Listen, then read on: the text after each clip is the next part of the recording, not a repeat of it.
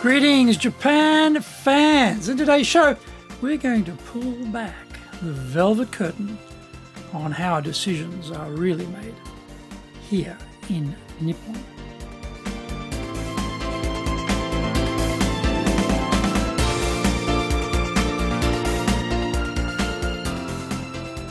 Maishu, arigatou gozaimasu, and welcome back to the 7th year of the Leadership Japan series, and I'm your host in Tokyo, Dr. Greg Story, your corporate coaching and training guy committed to your success, president of Dale Can You Train Japan, and best-selling author, Japan Sales Mastery and Japan Business Mastery.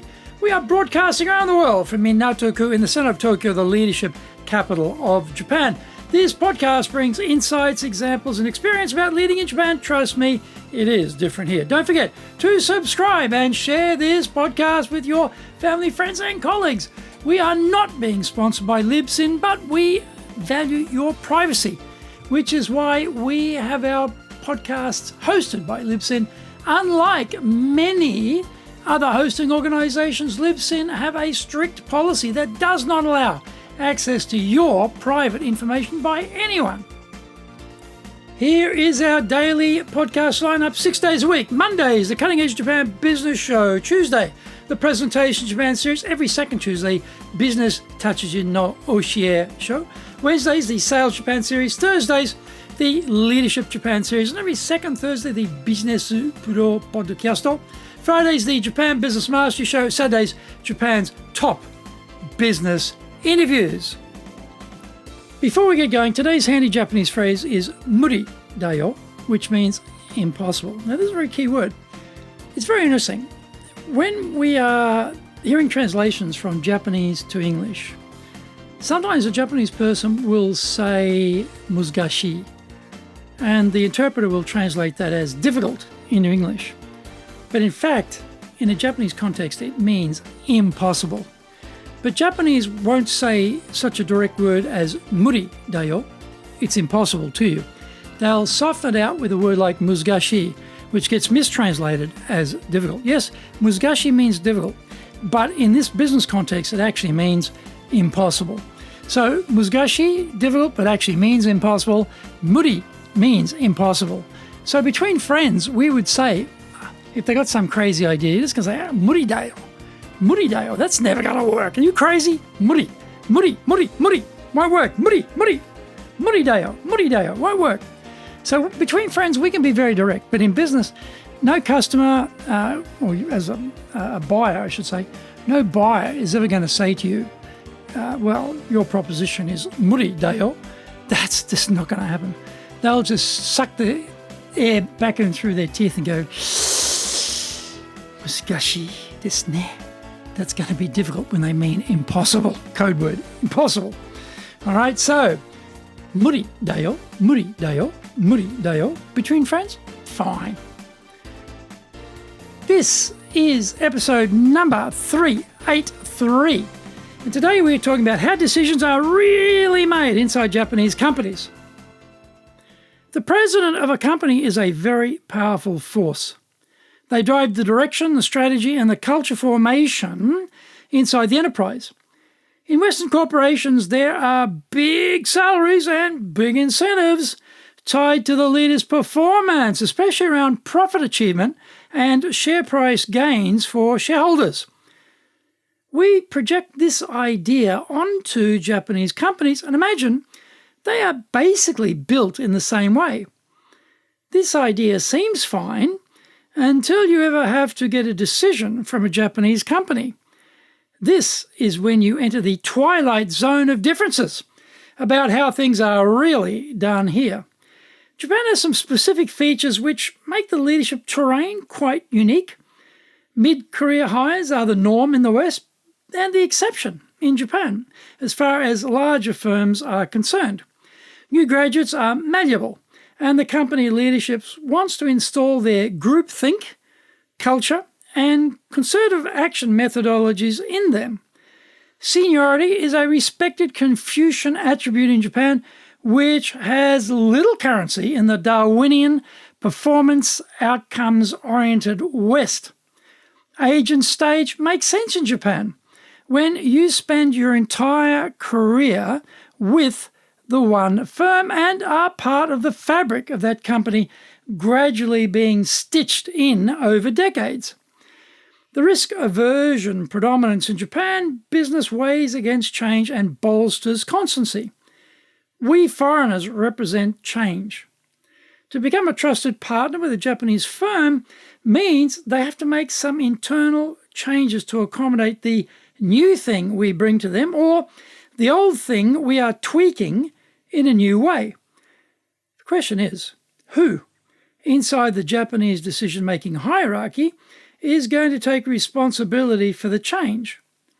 In Western companies, there is a big personal payoff to taking risks, but Japanese salaries and bonuses are not on the same planet as a country like America.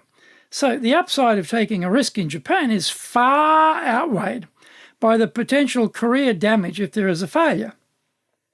We've all grown up with a British Raj model of decision-making. Convert the leaders and you get the whole company to snap into gear and get with your program. It doesn't work like that here unless the president is the founder or the owner. This is the one-man shacho formula, the classic dictator president who rules with an iron fist and drives everyone to do whatever they say. Most big corporates, though, have a structure where the president has P&L responsibility for the whole company, but the direct reports have P&L responsibility for their part of the business. The president can't force them to make expenditure allocations impacting their turf without their agreement. Hence, the reputation of Japan as the country of glacial decision-making. I find this is a bit boring because the Raj approach is much faster and easier for me. No one in Japan cares less what I want. Find out more when we come back from the break.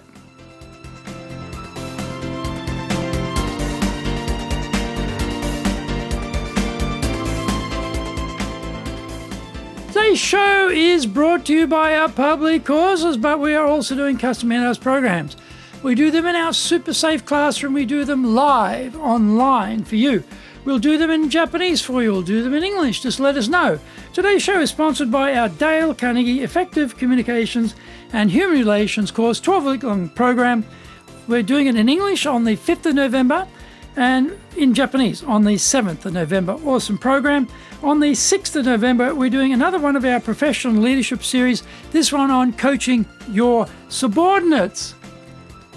Now, our website is at enjapan.dalecarnegie.com. You can find out more about those programs there. You can email me at greg.story@dalecarnegie.com. If you like learning by watching videos, then we have over 1,000 for you at Japan Dale Carnegie TV on YouTube. We are releasing 3 TV shows every week on YouTube. The Cutting Edge Japan Business Show, that's the premier show in Japan, comes out every Monday. Fridays, we have the Japan Business Mastery Show. Saturdays, we release Japan's top business interviews where I interview leaders from SMEs all the way up to the corporate captains of industry on the topic of leading in Japan. And every second Thursday, we have the Business Pro TV Show. You get my books, Japan Sales Mastery, The Bible for Selling in Japan, and Japan Business Mastery on Amazon.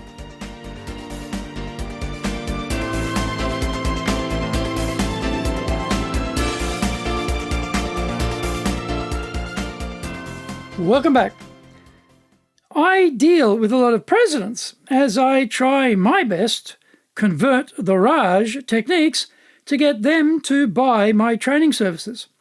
Being the president of my firm, I can get access to the senior echelons of the client company and get a hearing. This is where Western logic departs from Japanese best practice. The leaders I speak with won't personally do anything themselves. The company has internal compliance methodologies to reduce risk and protect the firm. The work to investigate my idea will get sent right down to the very bottom of the pile.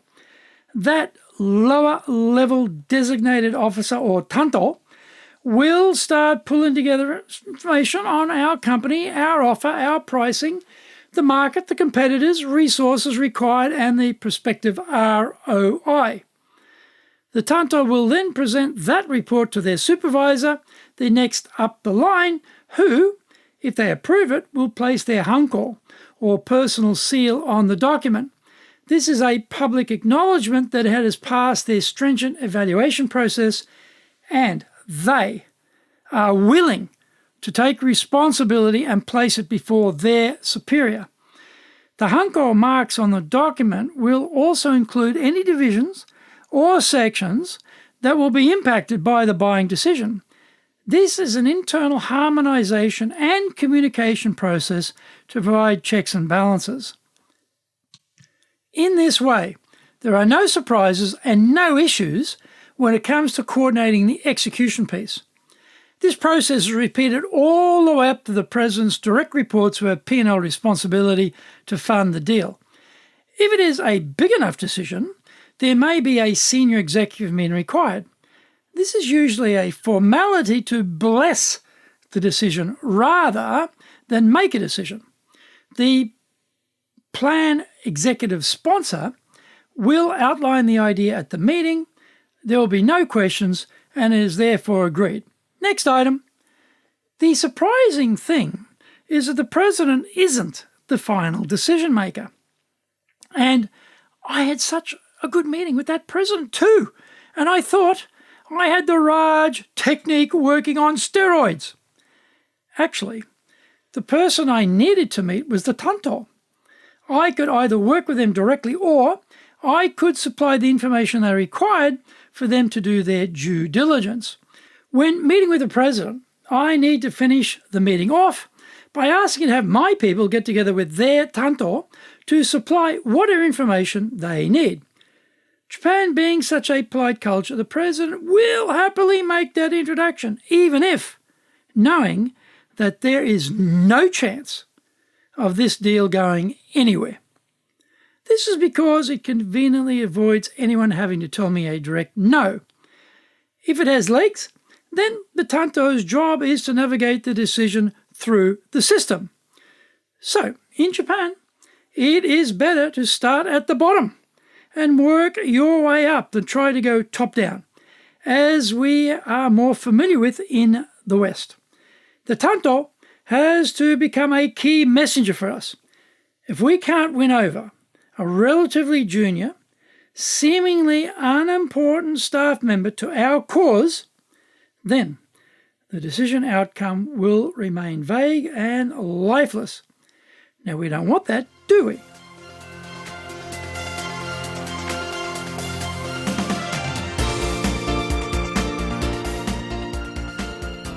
Thank you for joining the Leadership Japan series. If you found the program useful and told your family, friends and colleagues, don't forget to subscribe and share this podcast. Contact me at greg.story@dalecarnegie.com. Go to our website, enjapan.dalecarnegie.com. Until the next episode, take what you thought valuable, put it into action, because idea application is what makes winners winners. So be one of them.